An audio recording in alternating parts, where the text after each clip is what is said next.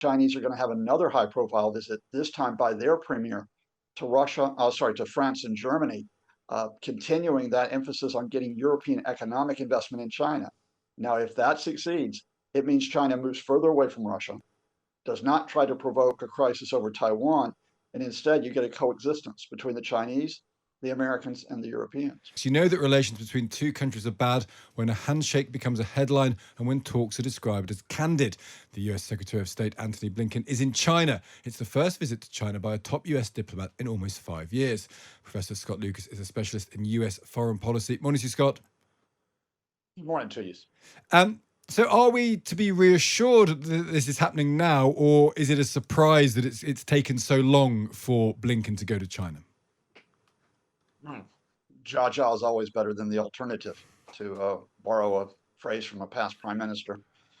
And in this case, what you're seeing is an attempt by the US and China, both sides, to reset the rules of the game, as it were, to prevent a serious conflict, whether that be over Taiwan, whether that be over Chinese support for Vladimir Putin with his invasion of Ukraine, or whether it be economic confrontation.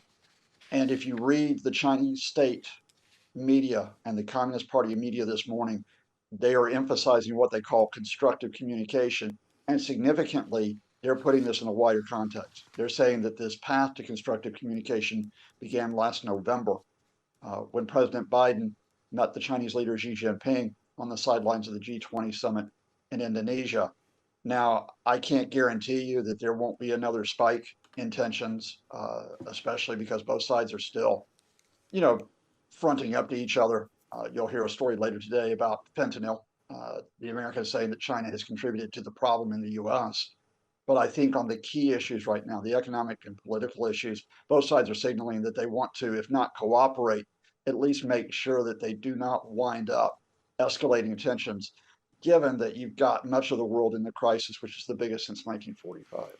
So in some ways, is the success of this meeting things not escalating further in those arenas that you've mentioned? You know, China's support for Putin, what's going on with Taiwan. It's not necessarily that they'll get a conclusion of these things. It's more that they'll put off any actual confrontation on them. Well, I think you actually already have had some results which have taken place over Ukraine.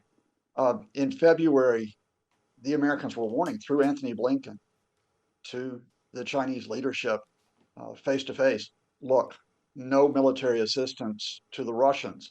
This was at a time when Russian intelligence services were actually saying, yes, we expect significant deliveries from the Chinese in the near future. That military aid never arrived. The Chinese backed off, and instead, they took a middle position in the conflict. When they used the phrase strategic relationship, they used it both with Ukraine and Russia. And that, I think, means that the Chinese are portraying themselves more as a broker of the conflict. They have their own peace proposal, which is out there.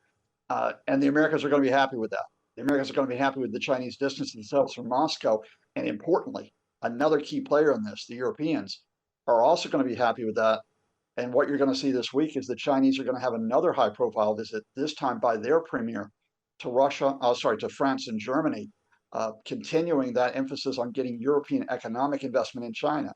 Now, if that succeeds, it means China moves further away from Russia, does not try to provoke a crisis over Taiwan, and instead you get a coexistence between the Chinese, the Americans, and the Europeans.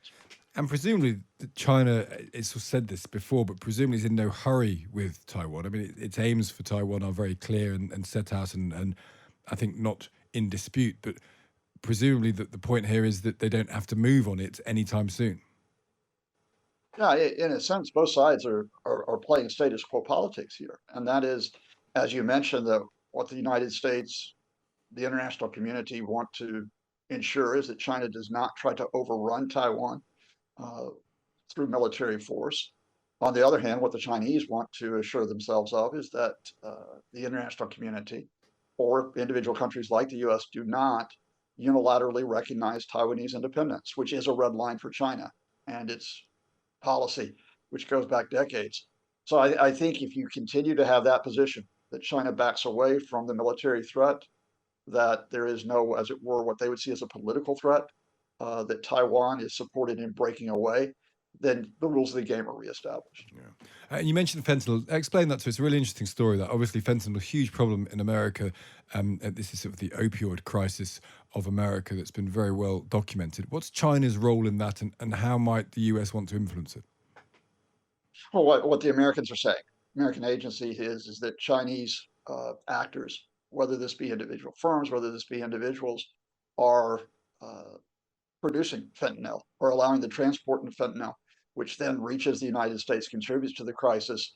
Uh, the officials are implying that the Chinese state is not doing enough to, in fact, not just implying, saying the Chinese state are not doing enough to stop that flow of fentanyl. And so what you have is, with the timing of this story coming out, as you have this Blinken visit to China, is the Americans saying, look, we want this relationship to be one where there is a level of coexistence and indeed where there's a level of cooperation.